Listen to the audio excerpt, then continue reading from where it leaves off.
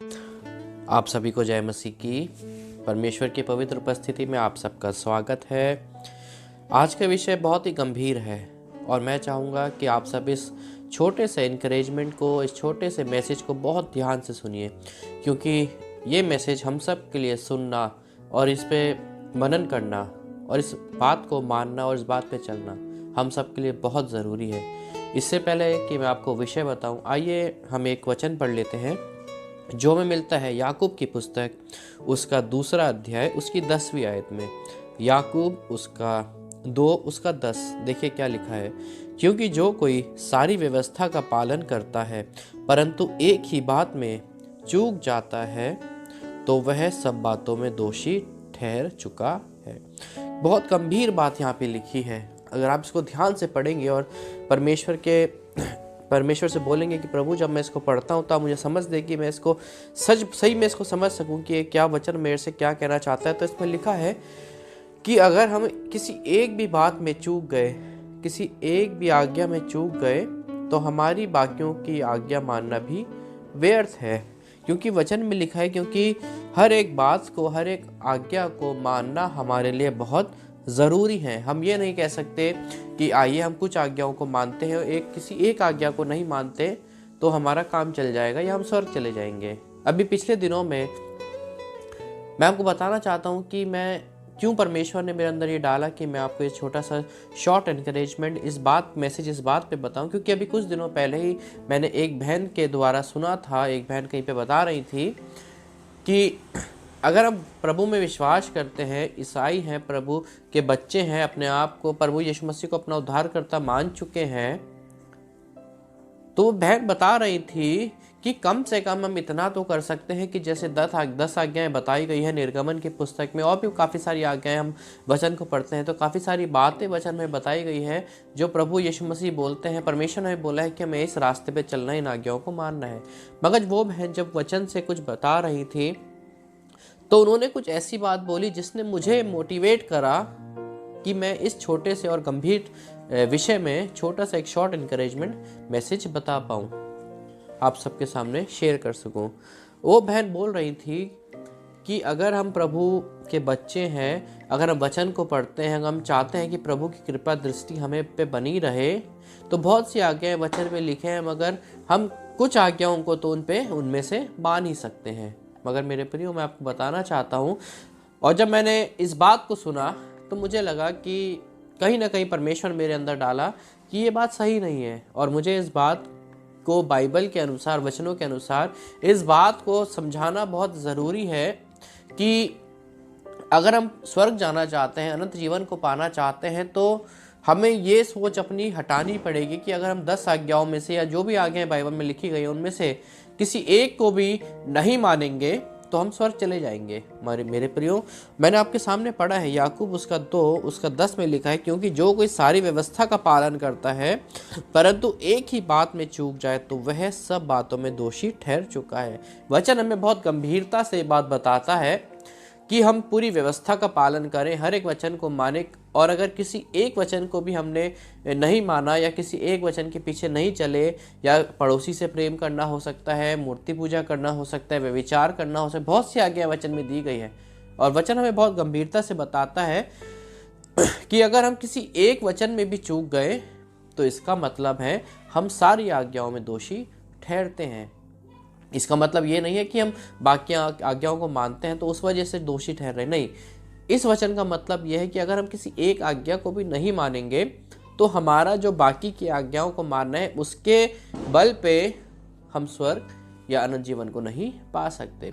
Bible में आप देखेंगे तो बहुत से उदाहरण हमें मिलते भी हैं, जिन उदाहरणों के द्वारा इस बात की पुष्टि होती है या ये बात साबित भी हो जाती है कि हमें हर एक बात को मानना बहुत ज़रूरी है।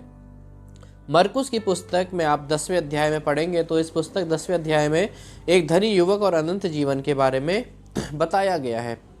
एक धनी युवक प्रभु यीशु मसीह के पास आता है और प्रभु यीशु मसीह से कहता है कि प्रभु यीशु मसीह, मैं अनंत जीवन को पाने के लिए क्या करूं?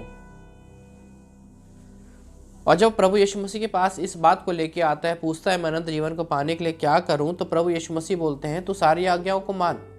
चोरी ना करना, झूठ ना बोलना, व्यभिचार मत करना, मूर्ति पूजा ना करना, परमेश्वर को सबसे पहला स्थान देना, पड़ोसी को अपने समान प्रेम करना। और जब प्रभु यीशु मसीह उस धनी व्यक्ति को बोलते हैं कि तू इन सारी आज्ञाओं को माना कर, और धनी व्यक्ति प्रभु यीशु मसीह को वापस जवाब देता है कि हे गुरु, मैं तो अपने बचपन से इन सारी आज्ञाओं को मानता आया हूँ। और प्रभु यीशु मसीह उसको बोलते हैं कि वेरी गुड, तू सारी आज्ञाओं को तो मानता आया है, परंतु तुझ में एक बात की घटी है। अगर आप मरकुस उसका 10 उसका 21वां आयत पढ़ेंगे, वचन पढ़ेंगे, इसमें लिखा, यीशु ने उस पर दृष्टि करके उससे प्रेम किया और उससे कहा, तुझ में एक बात की घटी है। मेरे प्रियो, ध्यान से समझिएगा इस बात को। प्रभु यीशु मसीह बोलते हैं, तू सारी आज्ञाओं को बहुत अच्छे से मानता है, अपने बचपन से मानता आया है, परंतु तेरे में एक बात की घटी है। कोई 10 बातों की नहीं, 20 बातों की, 30 बातों की, 50 बातों की घटी नहीं है। प्रभु यीशु मसीह बोलते हैं, मेरे बेटे, मेरे दोस्त, मेरे भाई, तुझ में सिर्फ और सिर्फ एक बात की घटी है। एक काम कर, मैं मनों को जानने वाला हूँ, दिलों को जानने वाला हूँ। मैं जानता हूँ कि तू सारी आज्ञाओं को तो मानता है, परंतु सारी आज्ञाओं को मानने के बाद भी तेरा मन जो है तेरे धन पे लगा है, तेरा ध्यान जो है वो तेरे धन पे लगा है। और मैं जानता हूँ जब तक तेरा ध्यान तेरे धन पे लगा रहेगा, तेरा मन तेरे धन पे लगा रहेगा, तू मेरे पीछे नहीं चल सकता और ना ही तू अनंत जीवन को पा सकता है। और मेरे प्रियो, प्रभु यीशु मसीह ने जब उसको ये बात बोली कि जब तक तेरा ध्यान तेरे धन पे लगा रहेगा, तेरा मन तेरे धन पे लगा रहेगा, तब तक तू मेरी सेवा नहीं कर सकता, मेरे कार्य को नहीं कर सकता, तू पूरी तरह से मुझसे प्रेम नहीं कर सकता। एक काम कर, तुझे अनंत जीवन चाहिए तो इन सब को पीछे छोड़ के मेरे पीछे छोड़ दे और मेरे पीछे हो ले। और जब उस धनी व्यक्ति ने सुना कि प्रभु यीशु मसीह उसको बोलते हैं, उसके दिल को जान चुके हैं, उसके मन को जान चुके हैं कि वो हर एक बात को तो मानता है, हर एक आज्ञा को तो मानता है, परंतु सिर्फ एक आज्ञा में वो चूक चुका है। एक बात की उसकी में घटी है कि अपने पैसों से बहुत प्रेम करता है, अपने धन दौलत से बहुत प्रेम करता है, और धन दौलत के लिए वो किसी भी चीज़ को छोड़ने के लिए तैयार है। और जब प्रभु यीशु मसीह ने उसको ऐसा करने के लिए बोला, मेरे प्रियो, वचन कहते हैं उसमें एक बात की घटी थी। प्रभु यीशु ने बोला, तू अपनी इस एक घटी को भी दूर कर दे। मगर धनी व्यक्ति ने जब इस बात को सुना, वो वहां से वापस हो चला। उसने अनंत जीवन को खो दिया। क्यों खो दिया? क्योंकि उसमें सिर्फ एक बात की घटी थी। मेरे प्रियो, कुछ 10, 12, 20, 50 बातों की घटी नहीं थी।